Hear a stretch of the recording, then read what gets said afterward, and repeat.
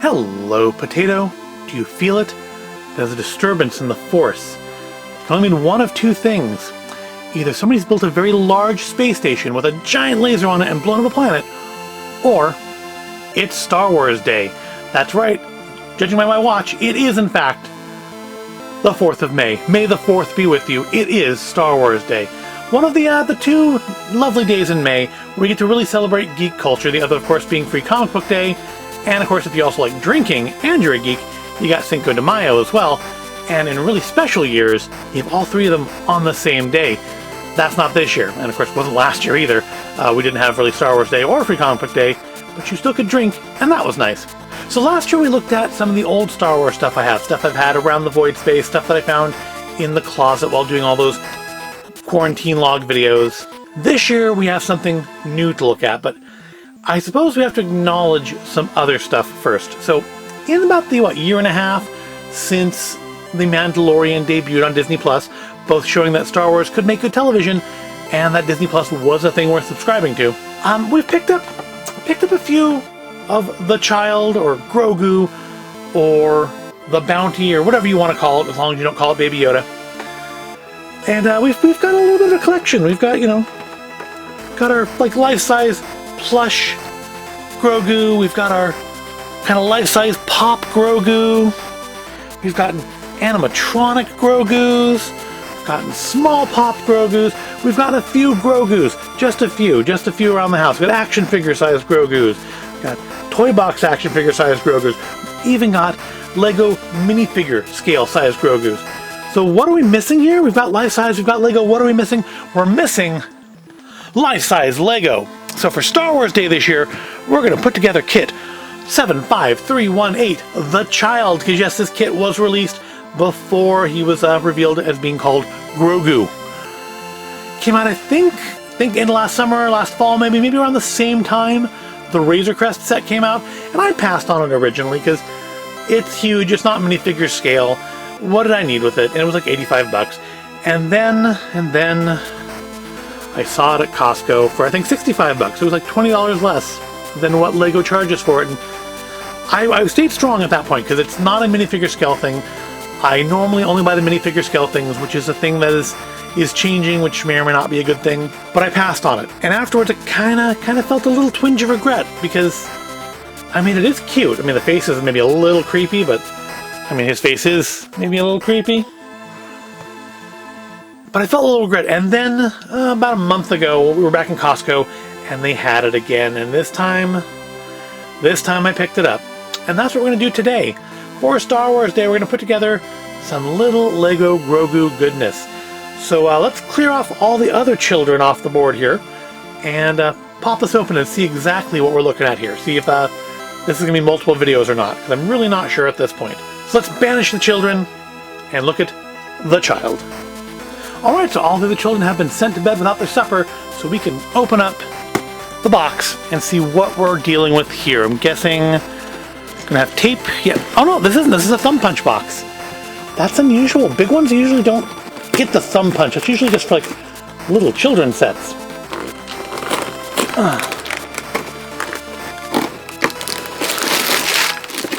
Well, we have at least 8 parts to this. I think what I'm going to do with a lot of fiddly bits here too, if you can even hear me over all the noise that I'm making.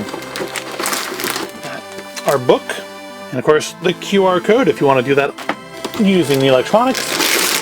Which honestly, I mean, eventually I'm probably going to end up giving up and doing. I wonder if eventually they're just going to stop putting those books in there, say it's being eco-friendly or something.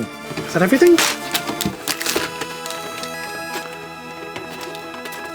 Oh, of course, stickers. A sticker.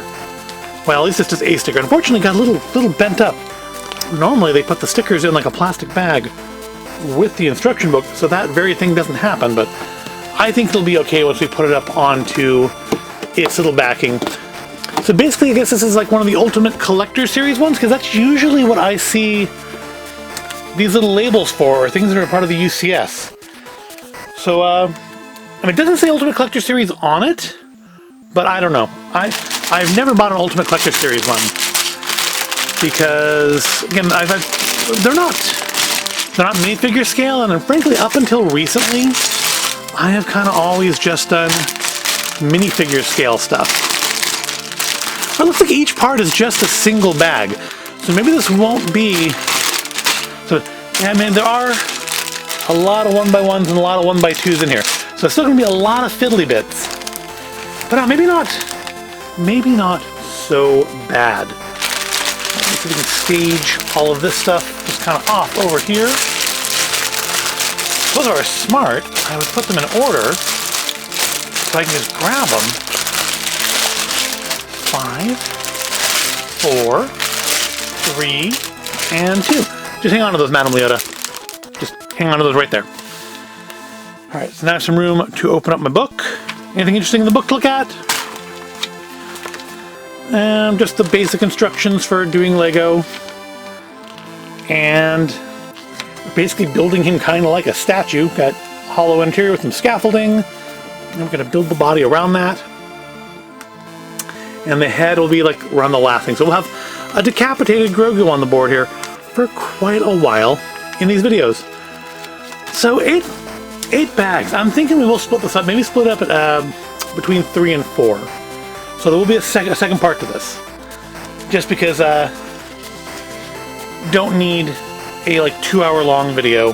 Plus, you know, with my camera, I may have to like take a break in shooting anyways because the battery will probably die at some point. So yeah, that's what we're looking at here. There's bag number 1. I guess we should switch into more of a fast-forward-y kind of mode and get it built. Straighten out a little bit here.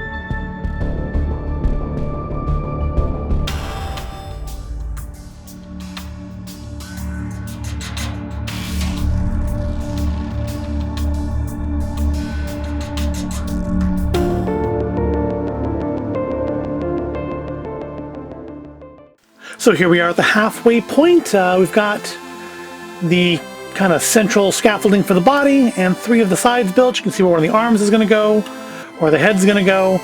A lot of fiddly bits, but the smaller section sizes make it not so make it feel like not so much work to put it together. But yeah, there's a lot of, if you like brown, this is the kit for you. Lots of brown, lots of fiddly bits to give it kind of the cloth texture of Grogu's outfit. You can see, like I said, where the currently missing arm is going to go, where the head's going to go, and where his other side will go. Right now we have a minifigure Grogu there, just taking up space until the rest of it is ready. But I think this will be a good point to stop. It's not been a hard build so far. Yeah, except the smaller bag sizes, I think, make this seem like less of a build than it is. But we're about halfway. I'm not assuming the rest of it will be any more difficult than this. Just kind of very, very repetitive with the brown. At least the last 2 parts where we'll get some green. But I hope you've been enjoying it so far. Please remember to like and subscribe if you are. And I will see you shortly for part 2.